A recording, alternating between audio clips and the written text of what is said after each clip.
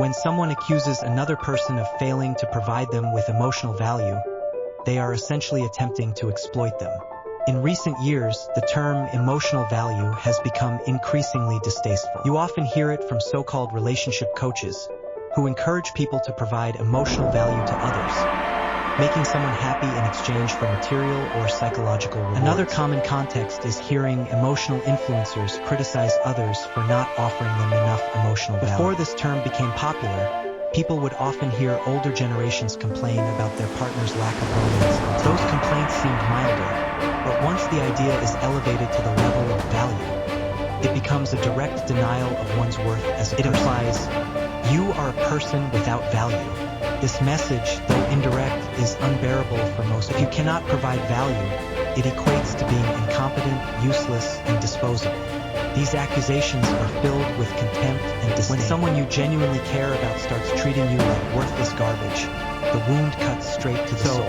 When someone starts resenting you for not providing them with emotional value, you need to ask yourself, are they just finding an excuse to look down? Are they turning the act of providing value into an obligation that you must fulfill while they enjoy the benefits without giving anything? What does emotional value translate to?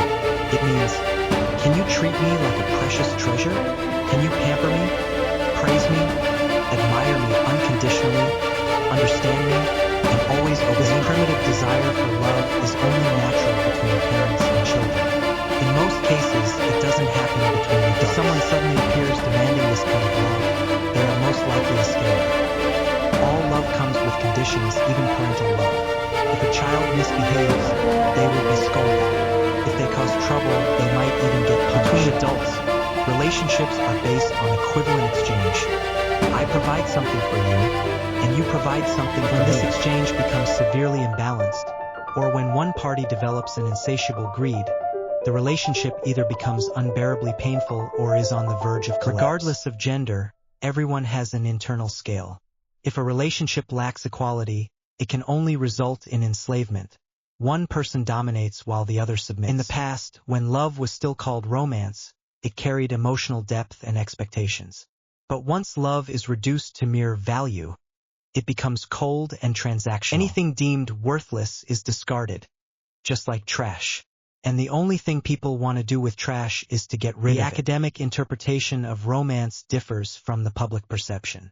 To most people, romance is a dreamy, warm atmosphere, often provided by men to women. A more professional definition describes romance as an expression of love or strong attraction.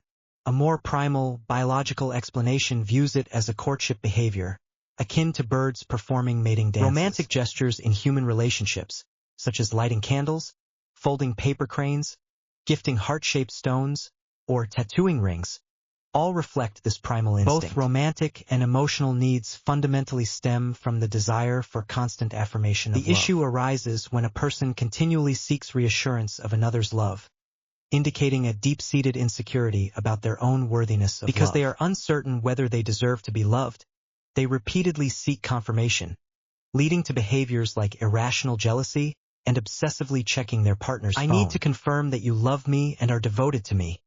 Only then can I feel secure. Most people are unaware of this underlying need, so they keep demanding, keep verifying, and remain perpetually insecure. The deeper this psychological void, the less effective any external validation becomes.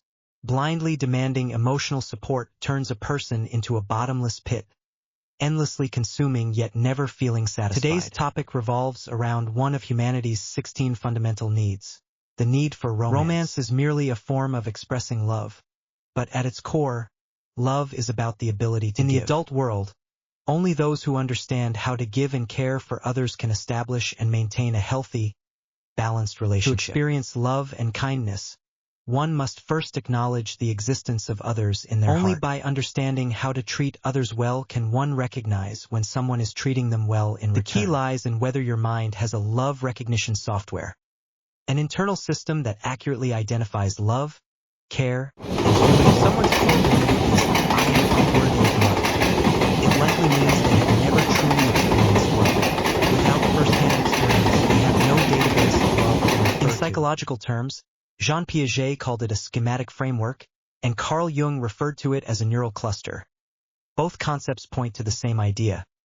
Your brain needs to be programmed with the experience of love for it to function properly. If love was never installed, or is missing critical updates, a person will struggle to understand and express love effectively. The media worldwide preaches love, yet very few individuals genuinely possess the ability to give love without burdening others with guilt. True love does not create pressure. Traditional values, particularly filial piety, often glorify self-sacrifice. I sacrificed so much for you. I only eat fish heads and never the meat.